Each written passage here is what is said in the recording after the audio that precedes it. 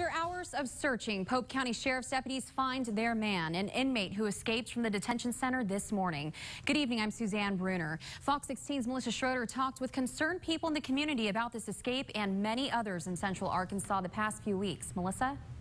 Suzanne, searching for escaped inmates has really become a popular drill for Arkansas Sheriff's Departments. The most recent one happened this morning in Pope County. While deputies caught Nicholas Allen just before 7 o'clock tonight, people are still concerned about the frequency of escaped inmates and what's being done to prevent them from happening.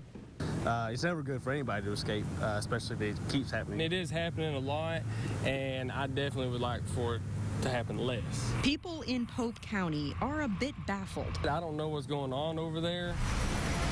About how inmates can escape from what's supposed to be one of the most protected places in the county. There's probably something that needs to be addressed, whether it's jailers or security things and other stuff like that. I'm not real sure. There is a diluting of all parts of our world, and I think all of us have concern, but we must have trust that something's going to be done. The Pope County Sheriff says the inmate Nicholas Allen turned up missing sometime before the morning head count. While he's still investigating what happened, Sheriff Aaron Duvall says part of the problem is overcrowding. The detention center is maxed out at 172 inmates, but he says right now there are 186 inmates. Still, taxpayers hope the excuses will be replaced with solutions soon. I think that we need to have a system that is prepared for anything in the time that we're living in. I want to make sure that I'm safe and my kids are safe, everybody else is safe. The Pope County Sheriff says they found the inmate Nicholas Allen in Harrison. That's nearly 2 hours from the county detention center there in Russellville. How he got there and if he had any help, that's still under investigation. Allen, by the way, was behind bars for misdemeanors like public intoxication and disorderly conduct, so the sheriff never really thought he was dangerous. Well, it's a good thing they found him today, right. But 2 hours away, that's pretty far. Did the sheriff tell you how they found Allen? Apparently, a viewer saw his mugshot on the news and then called authorities. And now this is a guy that had misdemeanors, was probably not going to be in jail for very long, right. Who will now have that felony escape charge on his record. Wow, I could imagine, how much he can face, after pulling something right. like this. So thanks a lot, Melissa. You're welcome.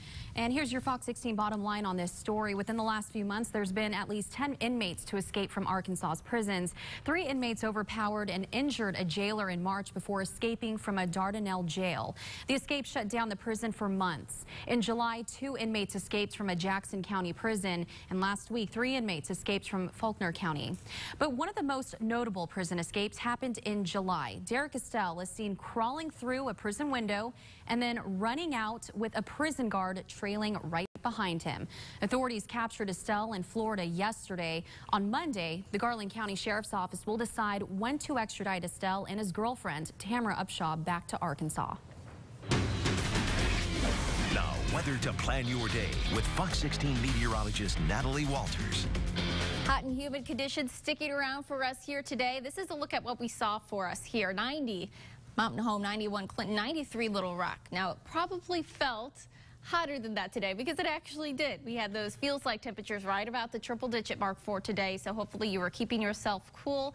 And this number compared to what we're going to be seeing next week is nothing. Things are really going to be warming up. We're talking about triple-digit heat into the forecast. As far as what's going on right now, 78 Harrison, 85 Russellville. We had 83 Hot Springs, 83 right now in Little Rock. So feeling a little bit on the warm side, a little bit on the muggier side as well, but heat and humidity continuing to be on the rise. Pinpoint radar, things not showing much in the way of activity, but we do see some thunderstorm activity as we can see down into basically the border of Ashley and Drew County. You can see a little bit of thunderstorm activity north of Hamburg. So other than that, most of us remain dry today. We did see a little bit of isolated shower activity, but for the most of us, we were dry and just saw that partly cloudy sky. This is a look at what we will be expecting. Things quiet down through the overnight hours. Still the chance for some isolated storms as we look into tomorrow afternoon.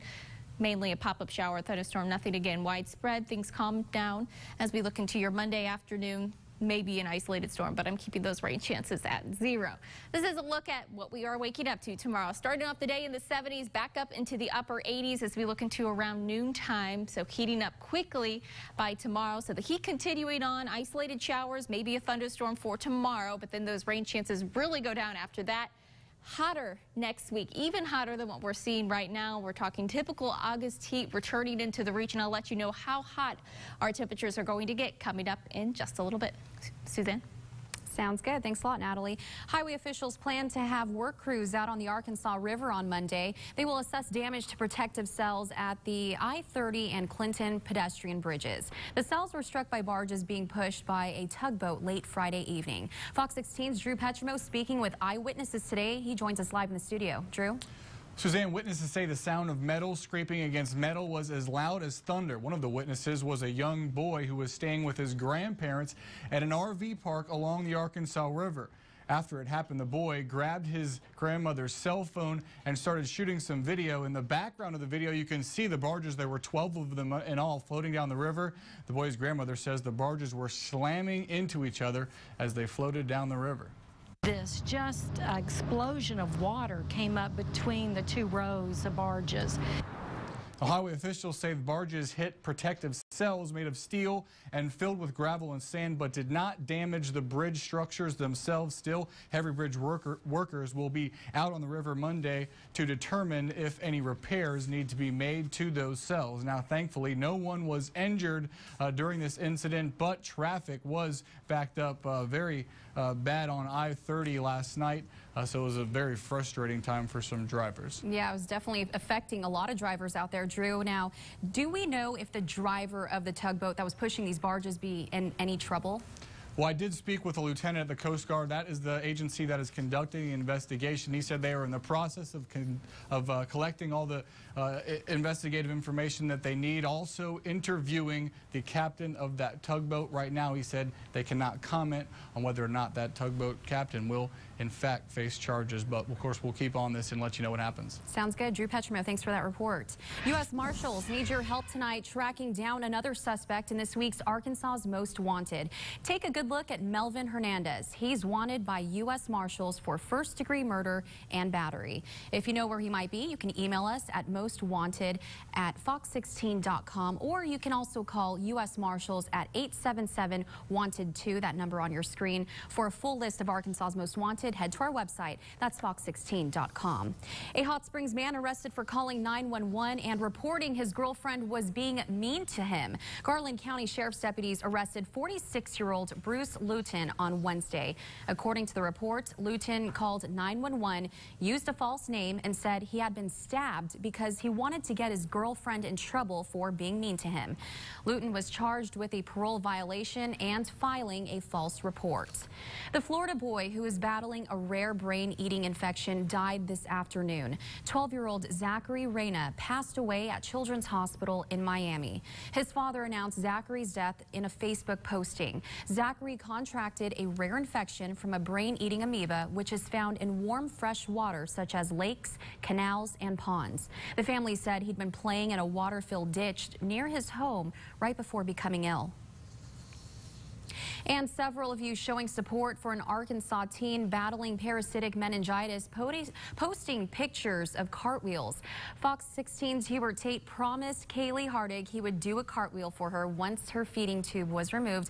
But a lot of you are actually doing cartwheels in advance. If you want to get in on the fun, you can tweet us a pic or video using hashtag #CartwheelsForKaylee. A young woman battling leukemia needs your help. Sierra is undergoing treatments and will likely need a bone marrow transplant. That's why friends and family of Sierra are coming together. They held a registry drive in Beebe to search for a bone marrow donor. If you're interested in being a donor for Sierra or others like her, head to our website, fox16.com, and search for bone marrow registry. New information tonight on a bus stop. Two Bryant parents are calling a safety concern. Parents say the Bryant School District moved their daughter's bus stop closer to home on Friday.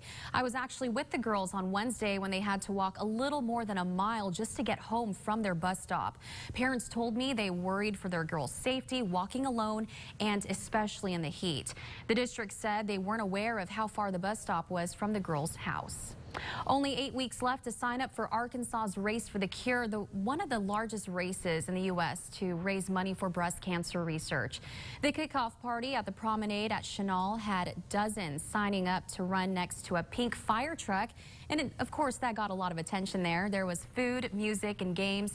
This year's race chair told us what the disease took from him. He lost his mother, his grandmother to breast cancer, but said this year's theme of being all in is something everyone can get behind. Here for the kickoff party, sign everybody up. You get a $20 sign up to commemorate our 20th anniversary. Little Rock firefighters also at the party, selling their 2014 Fired Up for the Cure wall calendar. Coming up, Benton School resource officers prepare for the worst.